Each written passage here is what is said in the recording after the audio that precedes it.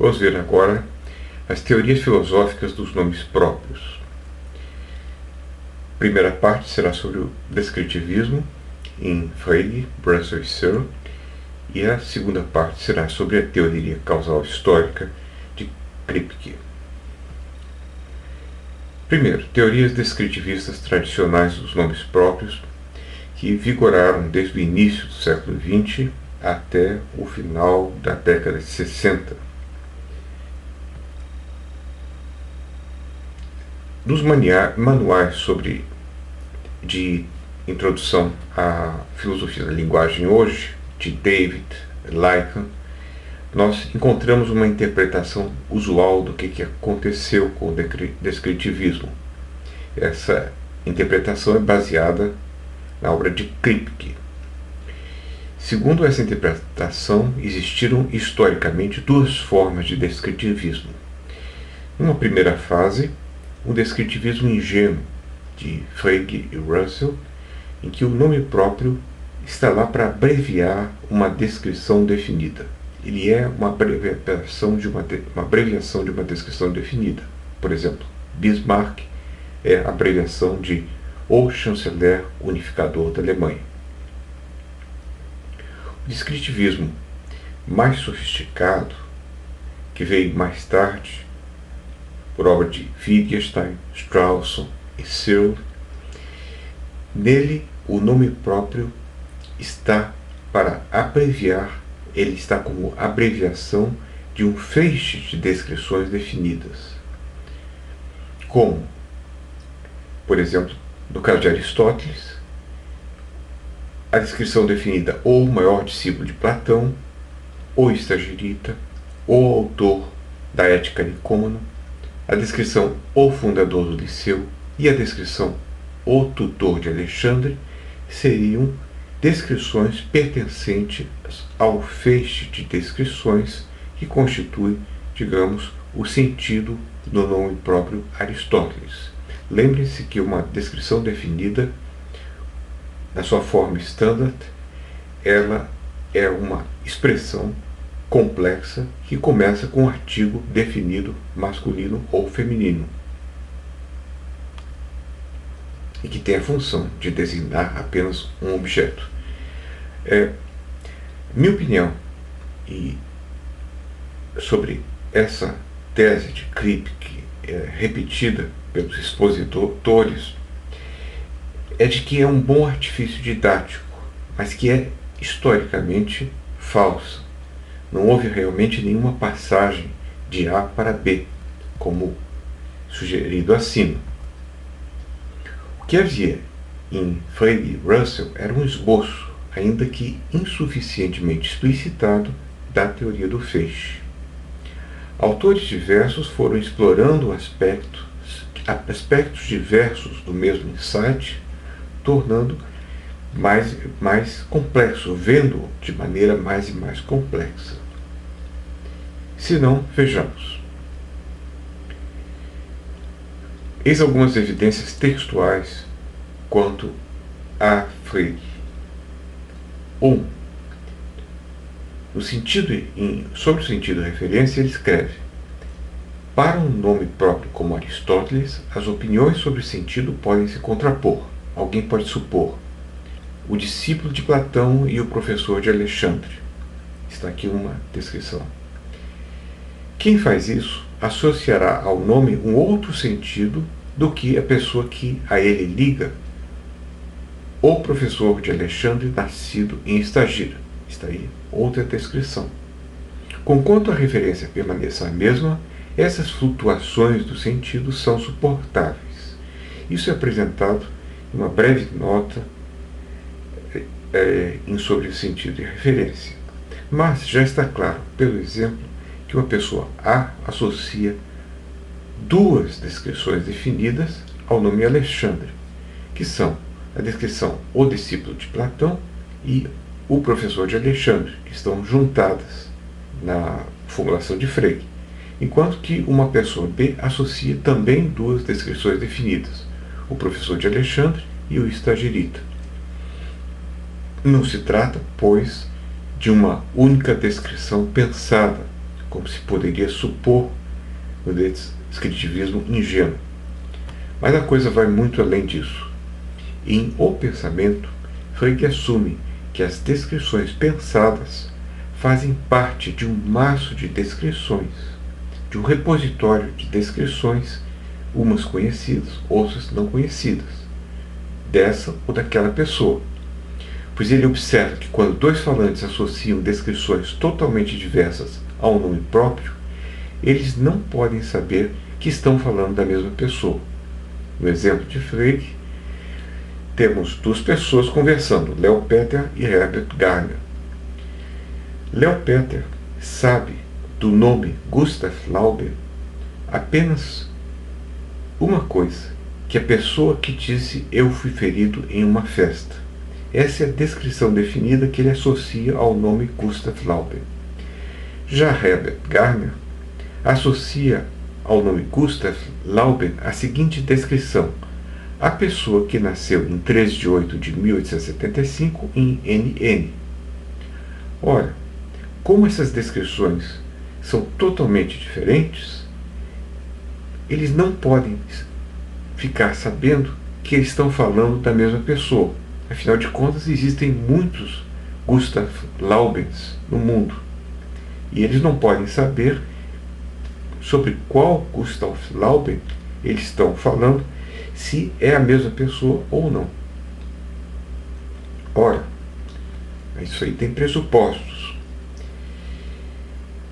É preciso que ao menos uma descrição associada ao nome seja conhecida pelos dois falantes, para que eles possam saber que estão falando do mesmo objeto. Isso é a conclusão de Frege. Assim, se o falante A associa ao nome as descrições D1, D2 e D3, e o falante B associa ao mesmo nome as descrições D3 e D6, eles podem saber que estão falando da mesma pessoa, porque há uma descrição comum que é D3. Quer dizer, são os dois conjuntos estão ligados. Ora, digamos que eu fale o nome Aristóteles em uma sala de aula. Os alunos todos percebem que se trata de Aristóteles, do filósofo grego. Ora, por quê? Porque algumas descrições são compartilhadas com o meu feixe de descrições, ou o meu conjunto de descrições que eu associo a Aristóteles, por todos os alunos. Todos eles certamente sabem que se trata de o autor da Metafísica, o autor da Ética Nicômana, ou o maior discípulo de Platão. Mas poucos provavelmente sabem que se trata do amante de Erfiles, ou do marido de Pítias, ou do neto de Acaion, embora eu também, no meu feixe de descrições, ou no meu conjunto de descrições que eu associo na minha mente ao nome Aristóteles, também assuma essas descrições. Agora, um especialista em Aristóteles conhecerá mais coisas do feixe, mais descrições do que aquelas que eu conheço. Ora, isso pressupõe que há um feixe de descrições mais ou menos conhecidos pelos falantes, o que expressa o sentido total do nome próprio. Ora, isso que está sendo considerado nada mais é do que uma teoria complexa do feixe de descrições que não foi explicitada por Frege, mas que está sendo assumida, pressuposta naquilo que ele está raciocinando, no seu argumento. Agora vamos a algumas citações de problemas da filosofia de Bertrand Russell, mostrando que também ele não tinha essa teoria simplista do descritivismo ingênuo proposto por Kripke. Ele diz que a descrição requerida para exprimir um pensamento irá variar para pessoas diferentes ou para uma pessoa em diferentes tempos. literalmente é o que ele diz. Ele chama isso de descrição na mente, description in the mind. Outra citação: quando fazemos um juízo sobre Bismarck, a descrição em nossas mentes, description in the mind, será provavelmente alguma mais ou menos vaga massa de conhecimento histórico. Mas aqui, por razão de ilustração, vamos assumir que pensamos nele como o primeiro chanceler do Império Alemão. Vejam só, uma vaga massa de conhecimento histórico é um feixe de descrições. Assim, Russell admite explicitamente que é uma vaga massa de conhecimento histórico um feixe de descrições, mas por mera ilustração ele simplifica, pois ele está interessado na lógica e fica fácil formalizar uma descrição usando a sua teoria das descrições, como, no caso, o primeiro chanceler do Império Alemão ficaria usando C para o predicado, primeiro chanceler do Império Alemão, e usando E para existência, faltou aqui o X, existe X tal que C de X, e para todo Y, se Y for C, ele será X. Se C de Y, então Y é o mesmo que X. Na primeira parte, eu digo que existe um X tal que X tem essa propriedade de ser o primeiro chanceler do Império Alemão, e na segunda parte da frase, eu mostro que esse X só pode ser uma pessoa, porque todo Y que tiver essa propriedade ao qual eu aplicar esse predicado, ele será o mesmo que X. Então, essa é a formulação formalizada de Russell, que ele não pode naturalmente aplicar essa vaga massa de conhecimento histórico. A descrição que a pessoa tem em mente pode, para Russell, ser complexa, além disso, como no exemplo seu, o primeiro chanceler e o unificador da Alemanha, que contém duas descrições definidas, e o conjunto total nada mais é do que um feixe de descrições, a vaga massa de conhecimento histórico.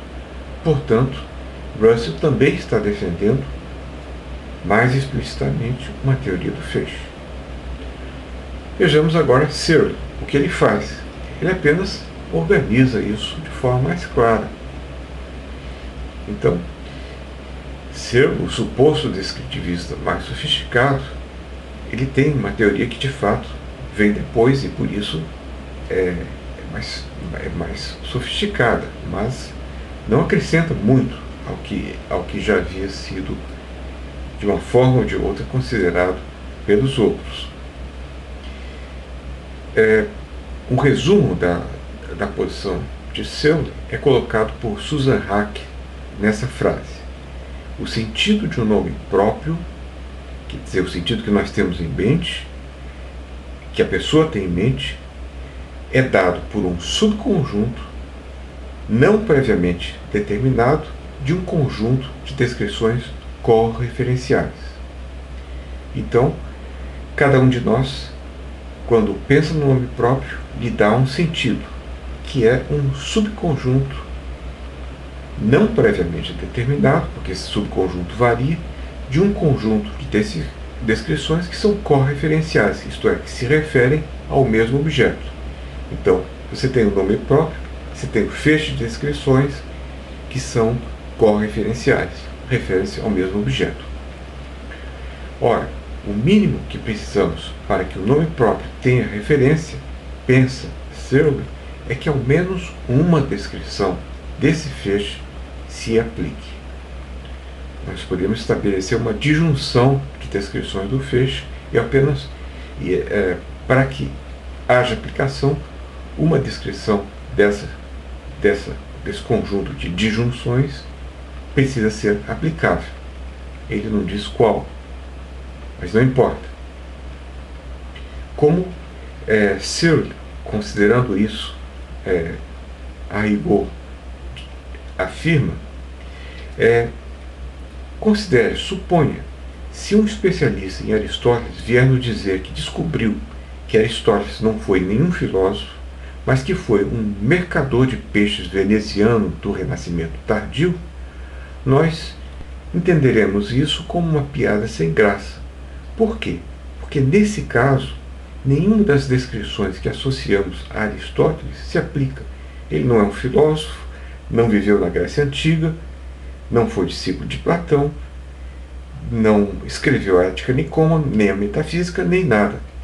Portanto, não pode ser o Aristóteles, porque inclusive está deslocado fora, completamente fora de seu tempo histórico, que também pertence a uma descrição definida. Aristóteles é aquela pessoa que nasceu em 384 a.C. e morreu em 322. Ora, isso aí é uma descrição definida. Bom, e de fato, digamos que em uma aula de filosofia um aluno entenda que Aristóteles foi um grande armador grego do século XX que seduziu Calas e se casou com Jaqueline. Aqui nós não teremos dúvida de que não se trata do filósofo Aristóteles, porque não há compartilhamento de absolutamente nada do feixe de descrições que nós associamos a Aristóteles. Nós podemos concluir que a posição de Searle é mais explícita e detalhada, mas se a compararmos com as outras, veremos que a teoria do feixe exposta por Searle já se encontra, em grande parte, pressuposta naquilo que Russell escreve e mesmo dentro da discussão freudiana.